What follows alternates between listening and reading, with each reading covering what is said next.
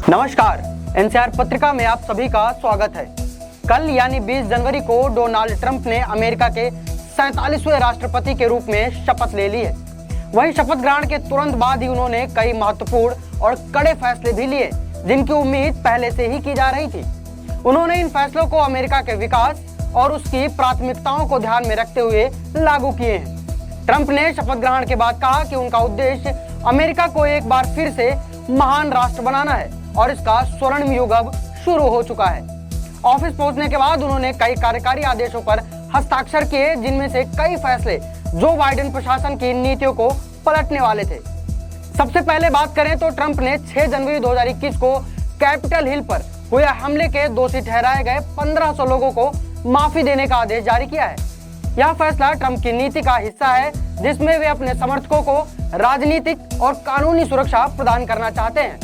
इसके बाद ट्रंप ने अमेरिका को WHO यानी विश्व स्वास्थ्य संगठन से बाहर निकालने की प्रक्रिया शुरू करने का आदेश भी दे दिया है।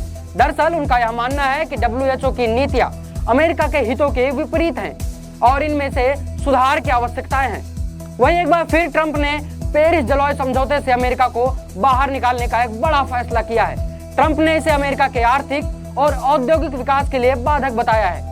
आपको बता दें कि यह समझौता वैश्विक तापमान को 1.5 डिग्री सेल्सियस तक सीमित रखने के उद्देश्य से किया गया था, लेकिन ट्रंप ने इसे अमेरिका के साथ धोखा करार दिया है। अगले बड़े फैसले की बात करें तो अमेरिका में अब केवल 2 जेंडर यानी पुरुष और महिला को ही मान्यता दी जाएगी। ट्रंप ने 3rd जेंडर की कानूनी मान्यता को खत्म कर दिया है। फिलहाल लोग ट्रंप के इस फैसले को पारंपरिक और रूढ़िवादी सोच का बता रहे हैं। आगे बढ़े तो ट्रंप प्रशासन के द्वारा यूएस और मैक्सिको की सीमा पर दीवार बनाने की योजना को आगे बढ़ाने का फैसला लिया गया है। इसके साथ ही ट्रंप ने वहां राष्ट्रीय आपातकाल भी घोषित कर दिया है। सशस्त्र बलों की तैनाती और शरणार्थियों के प्रवेश को सख्ती से नियंत्रण करने का आदेश भी लागू कर दिए हैं। इसके अतिरिक्त ट्रंप ने नागरिकता को लेकर एक बड़ा बदलाव किया है। दरअसल उन्होंने जन्म सिद्ध नागरिकता को समाप्त करने का निर्णय लिया है। अब अमेरिका में केवल जन्म लेने से नागरिकता नहीं मिल सकेगी।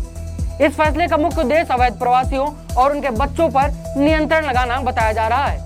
आपको बता दें कि जो बाइडेन प्रशासन के द्वारा देश में मृत्युदंड को निलंबित कर दिया गया था, लेकिन ट्रंप ने इसे दोबारा बहाल करने का आदेश भी दिया है। उनका मानना है कि गंभीर अपराधों में सख्त सजा का प्रावधान होना बेहद जरूरी होता है।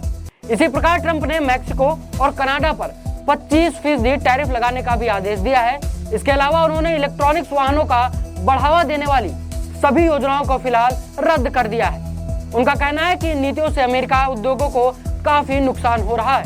इस प्रकार देखें तो पता लगता है कि डोनाल्ड ट्रंप ने शपथ लेने के तुरंत बाद अपने कार्यकाल की शुरुआत विवादास्पद और साहसिक फैसलों से की है। उनके सभी फैसले यह दिखाते हैं कि अमेरिका को अपने अमेरिका फर्स्ट एजेंडे के अंतर्गत चलाने के लिए वह प्रतिबद्ध है।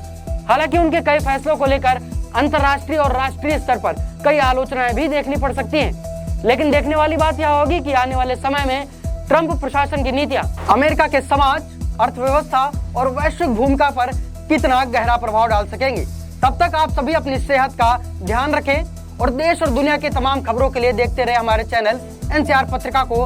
और अब मैं प्रशांत आपसे विदा लेता हूँ। धन्यवाद।